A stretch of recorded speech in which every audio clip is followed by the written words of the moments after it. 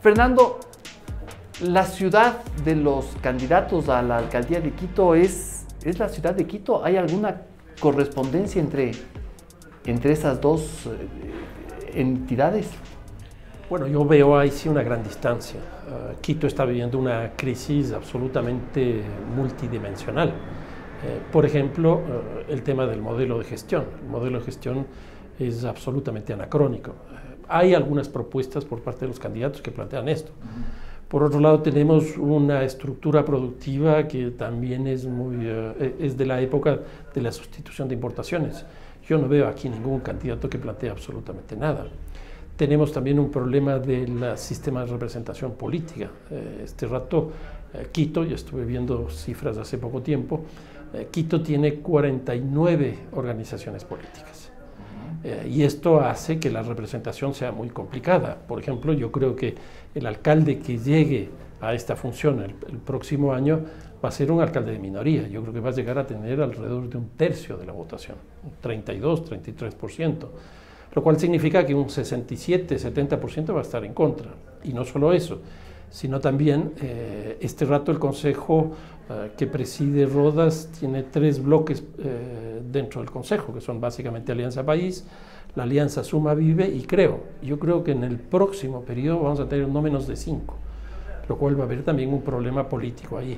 En otras palabras, vamos a tener un alcalde que no va a tener mucha legitimidad y por otro lado vamos a tener un consejo que va a ser altamente fraccionado, altamente atomizado. ¿Por qué hemos llegado a eso? ¿Por qué Quito ha llegado a este punto?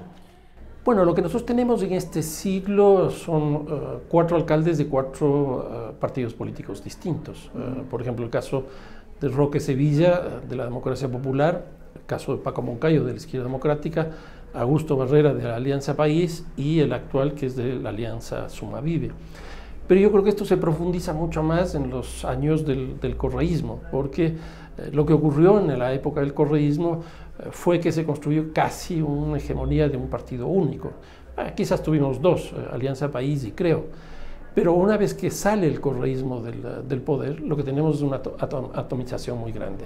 Según el CNE, este rato nosotros tenemos 276 organizaciones políticas. De esas, 49 están en Quito. Quito tiene como tú dices, tiene una multiplicidad, una gran cantidad de movimientos políticos, etcétera, interesados en llegar a la alcaldía. Sin embargo, Quito es una ciudad que no tiene liderazgos políticos. Los liderazgos ya no están en Quito. ¿Por qué? ¿Por qué hemos llegado a eso?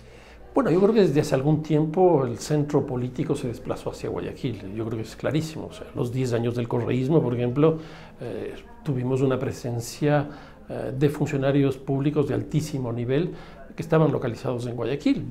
Para empezar, el presidente y el vicepresidente de la República eran guayaquileños. El presidente de la Asamblea o la presidenta de la Asamblea no eran de Quito, era en un caso de Cuenca, en el otro caso era de la provincia de Imbabura. Entonces yo creo que Quito fue perdiendo un liderazgo, fue perdiendo capitalidad frente a los grandes problemas nacionales. En este siglo, por ejemplo, los grandes temas, la dolarización nació de Guayaquil, la reducción del tamaño del Estado nació en Guayaquil, el proceso de descentralización nació en Guayaquil. Quito no ha sido capaz de proponer, yo diría, prácticamente nada respecto de cómo organizar el país y mucho menos su propia ciudad. ¿Dónde está el motivo de esa amputación, de ese decapitamiento de Quito como eje de liderazgos? Yo creo que esta falta de continuidad por un lado, pero por otro lado también la ausencia de importantes dirigentes. Si nosotros vemos, por ejemplo, el retorno a la democracia, tuvimos liderazgos importantes como el de Rodrigo Borja en la Izquierda Democrática, que hoy día ya no existe, o el caso de Osvaldo Hurtado. Pero después de eso me parece que Quito perdió toda posibilidad de tener una presencia política nacional y, como digo, también en el ámbito local. Tener 49 organizaciones políticas en una ciudad de 2.800.000 habitantes, francamente es inaceptable. ¿Por qué los candidatos a la alcaldía de Quito están tan extraviados? ¿Por qué ellos hablan de una ciudad que, según tú, no es la ciudad que realmente existe? A ver, yo creo que ha habido varios momentos en este proceso inicial de la campaña. Yo diría 3. Uno, primero, que fue una especie de nostalgia del pasado. Entonces lo que tuvimos son candidatos como el propio Paco Moncayo, el exalcalde Augusto Barrera, el exalcalde Roque Sevilla y el propio alcalde actual. Y entonces aquí la impresión que me dio es que hubo una especie de nostalgia por el pasado. Y ahí aparecieron estas candidaturas. Después hubo un momento distinto donde yo diría se construyó un vacío muy grande, donde había una candidatura o relativamente importante como Paco Moncayo, que viene del pasado, y por otro lado una cantidad muy grande de personas que no logran construir una presencia significativa, que están en las encuestas con 2, 3, 4%, cuanto más. Entonces aquí hay un gran vacío claramente, y me da la impresión que estamos entrando en un momento distinto donde ese vacío empieza a llenarse, pero empieza a llenarse con una pluralidad de candidaturas. Yo he contado hasta el momento actual que son 17, 18 las candidaturas. Y entonces son candidaturas de 3, 4, 5, 6% que empiezan, por un lado, a que las candidaturas que empezaron relativamente bien empiecen a caer y otras empiecen a subir, pero con cantidades todavía bastante pequeñas. ¿Cuál será la fórmula para que esas candidaturas puedan ir llenando ese vacío, para ir calando en el electorado? ¿Cuáles son los temas que están puestos en cuestión ahora en la campaña? Bueno, yo creo que si nosotros vemos esta multidimensionalidad que tiene la crisis en Quito, yo creo que es lo que hay que enfrentar. Por ejemplo, ¿cuál va a ser el modelo de gestión? Pero para definir el modelo de gestión, creo que hay que definir el marco institucional. Por ejemplo, un marco institucional que tiene este rato el municipio de Quito con secretarías, direcciones, empresas, administraciones zonales, donde muchas de ellas están sobrepuestas, es francamente complicado. Y por otro lado, el modelo de gestión, donde tenemos cuestiones como el presupuesto, un presupuesto de 1.560 millones de dólares, donde el 52% del mismo se va en el metro y alrededor de un 36-38% se va en gasto corriente, lo que significa es que no queda prácticamente nada para hacer inversión en la ciudad. Si uno compara esto con el municipio de Guayaquil, la cosa es totalmente distinta. Es un municipio que tiene una estructura muy clara y que tiene un modelo de gestión donde solo el 15% se le va en gasto corriente. Quito tiene cerca de 20.000 empleados y trabajadores, Guayaquil tiene 4.500. Entonces yo creo que ese es un nudo clave para el tema, pero ahí está, atrás de eso está la crisis de esta representación que puede generar muchos problemas hacia el futuro. Por otro lado, me parece que Quito no tiene una visión de largo plazo. Y yo creo que aquí lo que hay que construir es un proyecto de ciudad. Quito no ha sido capaz en este siglo de tener un proyecto de ciudad. ¿Hacia dónde vamos? Las grandes líneas. ¿Qué características de la estructura productiva tenemos? ¿Va a ser una ciudad de servicios? ¿Va a ser una ciudad de turismo? ¿Va a ser una ciudad industrial? Yo creo que eso es clave. Por ejemplo, hoy día las grandes ciudades portuarias ya no son las que están en los ríos o en los mares, sino los aeropuertos. Quito inauguró su aeropuerto hace aproximadamente 4 o 5 años y no ha sido capaz de convertirse en una ciudad portuaria. Entonces yo creo que este sentido de futuro también le está generando un gran problema a la ciudad, porque no hay un proyecto que la ciudad lo reconozca como tal y pueda sumarse. Antes de entrar a estas categorías, ¿qué se puede hacer en Quito si es que casi todo el presupuesto ya está tomado? Metro, gasto corriente, ¿qué se puede hacer? ¿Qué ciudad se puede armar si ya todo está prácticamente...? Sí, yo creo que ese es uno de los grandes problemas. Ahora, aquí hay 4 medidas que se pueden hacer, que pueden ser las 4 o pueden ser una de ellas. Por ejemplo, yo creo que el tema del metro tiene que ser asumido por el gobierno nacional, por lo menos parcialmente. De lo que yo conozco de los metros en América Latina, más o menos la relación es 70% el gobierno nacional, 30% el gobierno local. ¿Qué es lo que tenemos en el caso de Quito? Una cosa absolutamente inversa, porque el alcalde Rodas decidió que el municipio de Quito podía hacerse cargo de esto. Entonces aquí hay que negociar con el gobierno. Una segunda cosa es subir los impuestos, pero eso tiene su límite. La masa tributaria no es algo elástico que pueda cambiarse en el tiempo. Eso es bastante difícil. En tercer lugar, se puede reducir, esto es 36-38% del gasto corriente, pero eso también tiene su costo, porque tendrá que salir mucha gente del municipio. ¿Cuánta de esa gente puede salir? ¿A dónde puede salir? En una campaña electoral nadie va a ofrecer votar gente. Y en cuarto lugar, creo yo también que hay que hacer una racionalización del gasto municipal. En otras palabras, estas 4 medidas tendrá que enfrentar el próximo alcalde y sin duda eso le va a generar un costo bastante alto en su legitimidad. Entonces, el modelo del municipio es absolutamente caduco. Sí, con ese mismo modelo, Quito va a seguir simplemente agonizando. Ese modelo se construyó en la alcaldía de Augusto Barrera. Fue un modelo que se diseñó a imagen y semejanza del gobierno nacional. Tan es así que la misma persona que diseñó para la instancia nacional, que fue el actual asambleísta, se me fue el nombre. Pavel Muñoz. Pavel Muñoz, él diseñó esta cosa de los 40 ministerios, la coordinación de ministerios, etcétera. También creó dentro del municipio de Quito, básicamente con la creación de secretarías. Y ese modelo no lo cambió el actual alcalde Rodas. Yo creo que eso hay que cambiar.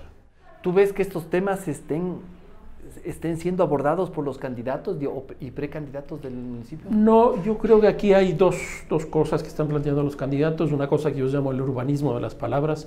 Esto de hablar de la ciudad sustentable, la ciudad alegre, la ciudad incluyente, etcétera, etcétera. Son como 45 o 50 de estos calificativos y es lo que están planteando.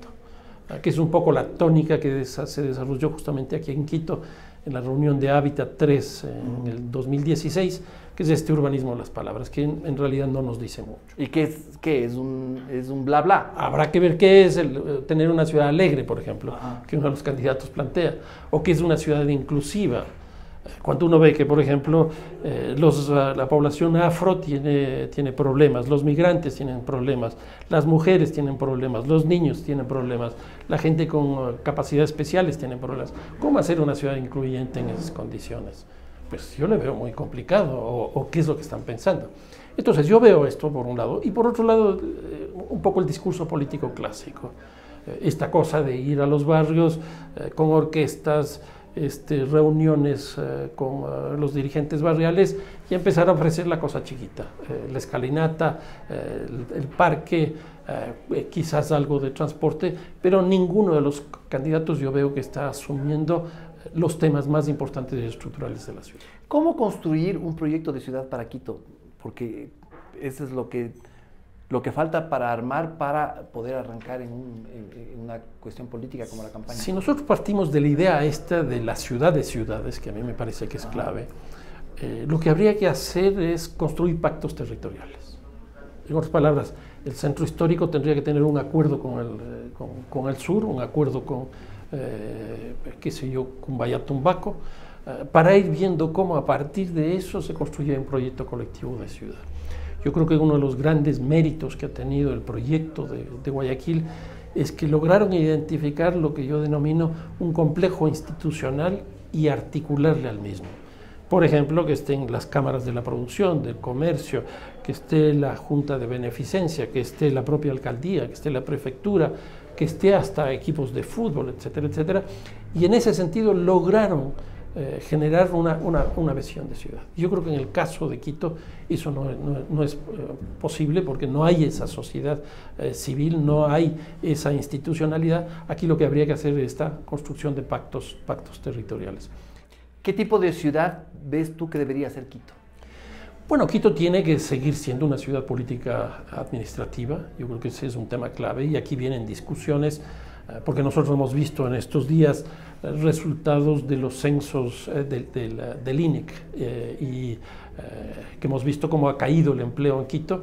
Y yo creo que eso también está cayendo porque se ha reducido el tamaño del Estado y porque está perdiendo empleo el Estado. Y donde más afecta es en la ciudad. Y entonces a mí me parece que esto lo lógico sería un acuerdo, un pacto también, entre lo local y lo nacional, entre la alcaldía y el gobierno nacional y la presidencia de la República. Pero yo no veo eso, Entonces yo creo que tiene que seguir siendo una ciudad política y administrativa, como lo es, para que recupere capitalidad, Pero aparte de eso, tiene que producir un giro en la estructura productiva.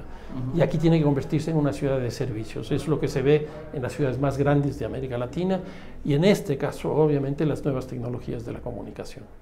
Las grandes centralidades urbanas que tenemos en Bogotá, por ejemplo, en Ciudad Salitre, en Chile, la ciudad empresarial Huechuraba, en Ciudad de México con Santa Fe, etcétera, Quito no tiene.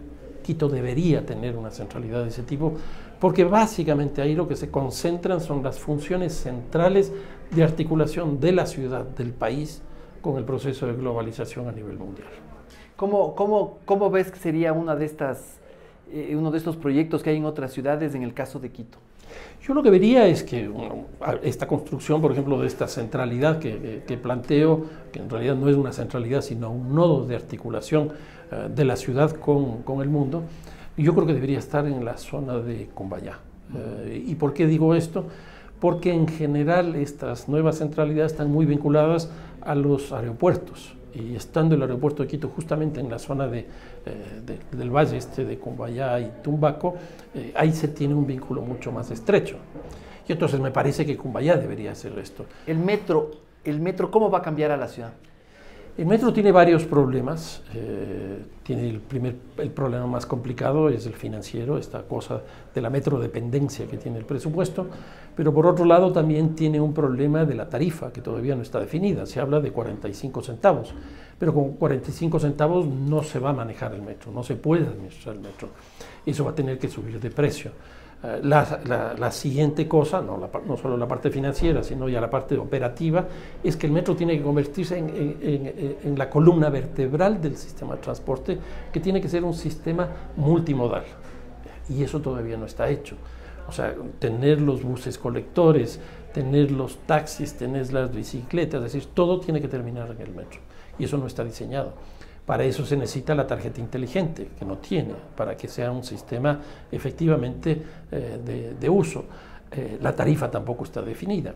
Y una cosa adicional que también es un problema para la ciudad, es que este rato, lo que llaman el hipercentro, que va más o menos desde la zona de la Villa Flora hasta las Naciones Unidas, el 75% de los viajes van allá. Así es, todos los caminos conducen a esa zona.